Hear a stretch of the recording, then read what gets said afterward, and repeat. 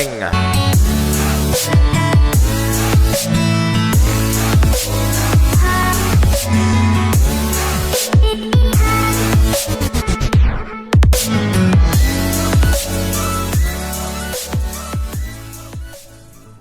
Warning! Some of the things you see here are incredibly dangerous and may kill you and everyone you know. So, with that said, welcome back to the channel.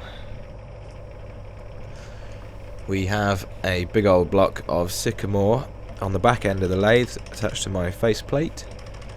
It's about 16 inches, maybe 15 inches across.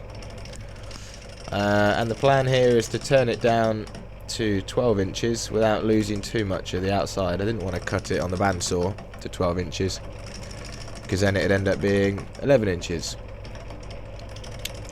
So we're just roughing it out here.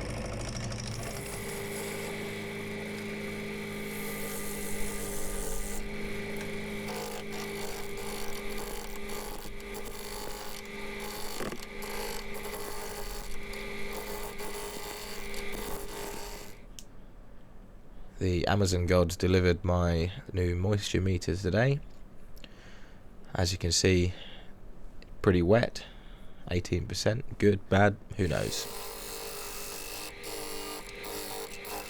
So here I'm just abusing my skew chisel and bringing it down to 12 inches so I can start making the shape and then flip it round on the other side of the lathe.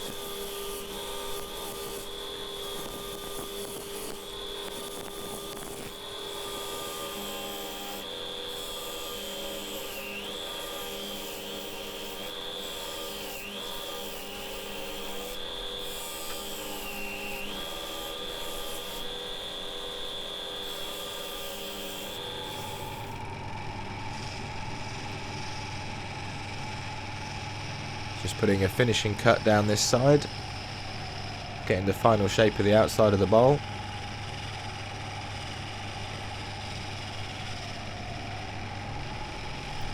Not so much a finishing cut, that one, is it? Still pretty smooth though.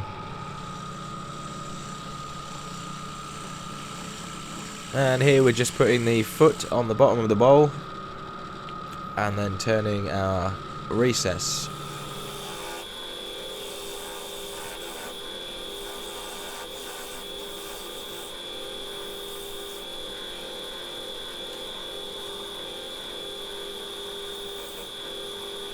Nothing too crazy this time in the middle of the bowl. Up to a 600 grit finish on the back of the bowl.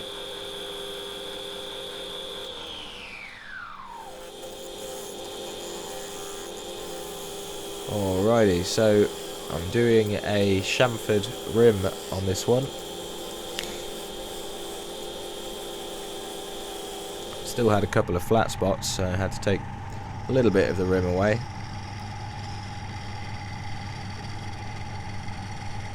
Some lovely shavings there. And then straight into hollowing. I do love working with sycamore, it makes the job so much easier.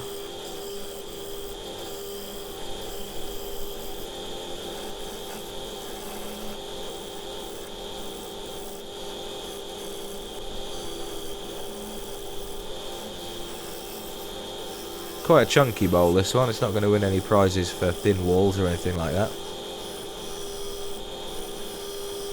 But you'll see in a minute why I wanted to keep a bit of weight in the bowl.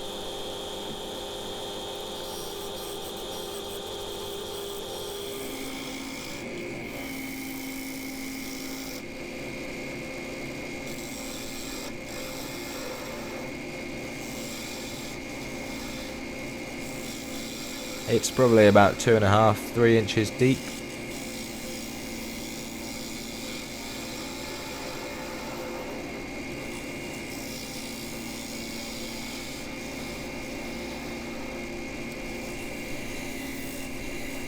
And there we go, that's the final shape of the inside. That's an 80 grit, 100 grit pad there. Sanding it all the way to 600 grit.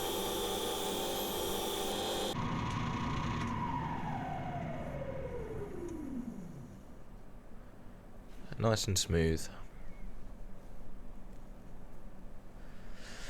So now we break out the Lichtenberg burner.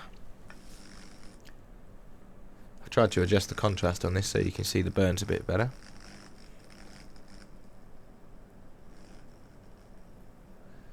This is a 6,000 volt unit built by yours truly. It's not what you see on YouTube as a basic setup. It's had a lot of time and effort spent on making it safe to use, well, as safe as possible to use. So it's not going to blow up and kill me. It's just don't touch the shiny bits because you will die.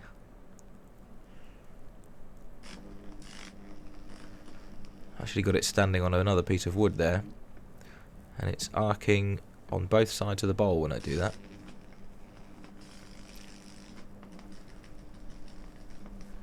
I purposefully didn't put any solution on the base of the bowl because that's already finished. I didn't want any burns on the bottom.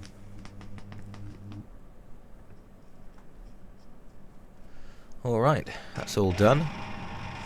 Now, what I'd usually do at this point is cover it in oil and wet sand it, but today I decided to take a 280 grit pad and dry sand it. Sand a lot of the surface charring away just to leave the burns.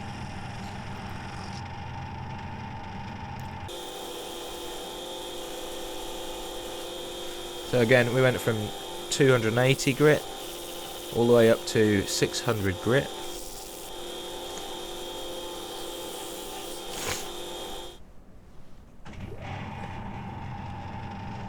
That's the 600 going on now.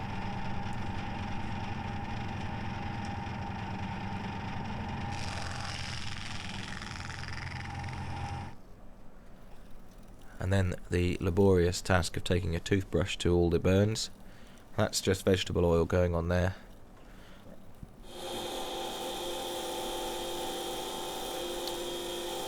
And then a bit of burnishing with some sycamore shavings. And some shine juice going on.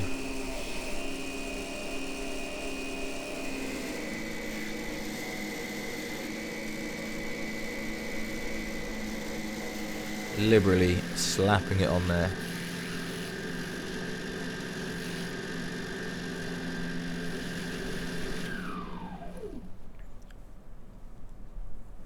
And that's that. It's quite high contrast now because I dry sanded it now, so the carbon hasn't gone into all the pores like it usually does. And there she is in all her glory. It looks a bit like a flying saucer, so I've called it the electric flying saucer bowl, just for giggles really. I think it's quite effective.